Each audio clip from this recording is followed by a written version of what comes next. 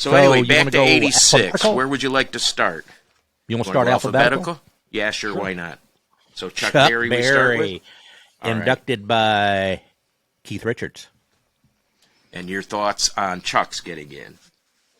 Obvious. Well, I mean, we're talking the class of '86. There's no, Right. oh, how did that happen?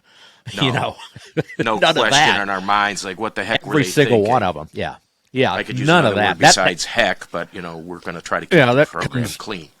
Yeah, that comes down the line here on like, how did that happen? But or why has that not happened? That'll come down the line too. But yeah, I mean, Chuck Berry.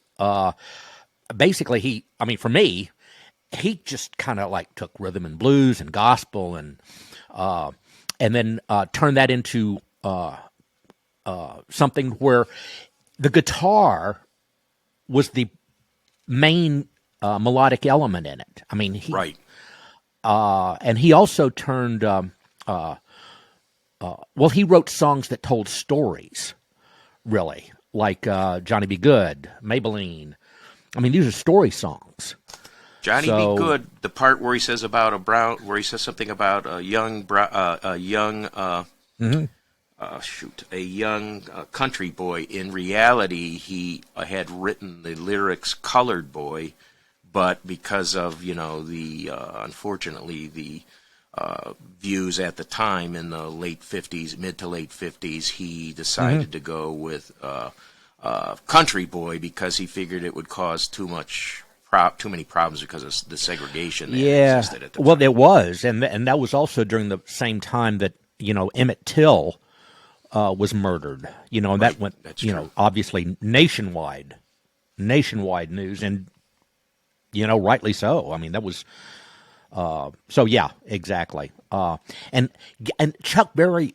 Now this is hard to imagine. Chuck Berry, who we grew up with too, was born in 1926. I know. I mean, he would be 97 come October. Yep. And he died like 90. It was like, I think, shortly after I started with Wixie. Oh, yeah. Yeah, he was 90 years old. There, although I'm no longer with them. It was one of the first years I was there, and somebody came on. We were at a weekend gig, and somebody came out and said, "Oh, by the way, I just heard on the news that Chuck Berry passed away." I said, and he was like 90 or something. So he was. Of course, I had to play 2017. His live version of "Reelin' and Rockin'," which I think is probably one of the best tributes to him. But a song full of double entendres. But none. Did I pronounce that correctly? And you were mentioning entendre, whatever. We got it. But no, we were talking about Dave Clark 5 earlier. They actually covered "Reelin' and Rockin'."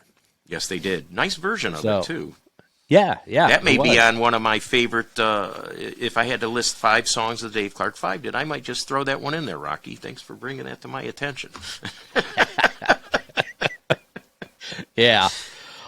Oh, no, but with Chuck, you got guitar players like, Ted Nugent said, if you don't know every Chuck Berry lick, you can't play rock guitar. Well, that is true. And that is true. And he opened the John door Lennon. for the... Yep. John Lennon had made the comment that if you try to give rock and roll another name, you might as well call it Chuck Berry. Exactly. And he was the most copied guitarist. I mean, his songs were done by virtually a lot of the groups of the 60s, the Rolling Stones, the Beatles.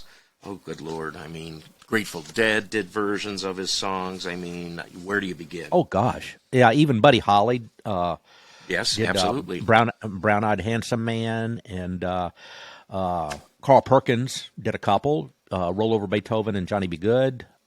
Which comes to mind when you said Buddy Holly, because that's another song that Chuck had to change the lyric to. It was a brown-eyed handsome man. His original lyrics were brown-skinned handsome man, and again, he thought there'd be problems and changed the lyric to brown-eyed handsome man. And of course, Buddy Holly could do it. Because... And that was still in a time when Chuck Berry would tour, and he wouldn't get to stay at all the hotels. I remember. As famous as he was, as wealthy as he was, Same thing with Sam Cooke, Ray Charles. Sam Cooke. Oh, yeah, Ray Charles. Exactly. Motown. when Motown did that Motown Yep. swing through the, Yep. they called it the Chitlin Circuit, but when they went through the South there, they had to stay at separate Yeah. facilities. So, Yeah, you know, oh, man, and you don't want to eat chitlins. Oh, my gosh. Ugh. aren't those innards?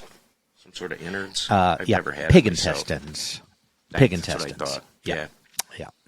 It's like, what's it called? The Irish food, haggis or whatever. Haggis. No, Scottish Scottish food is haggis, yeah. It's intestines haggis, or yeah. something. Thanks, but no thanks. Alrighty. No mountain oysters for me either. Yeah, my father, I told you about that. He ordered me a plate of those, and by gosh, I was either going to eat that or nothing. So Did you know at the time that's what they were? no, not until after a couple of bites. Then he told me. Oh, God. I would have waited till, like, you were past the meal, like a day or two later. My father could not wait for the punchline to one of his jokes. He had to let it happen before it was appropriate. So, at any rate, my mom slipped out and got me a burger later on, so that was fine.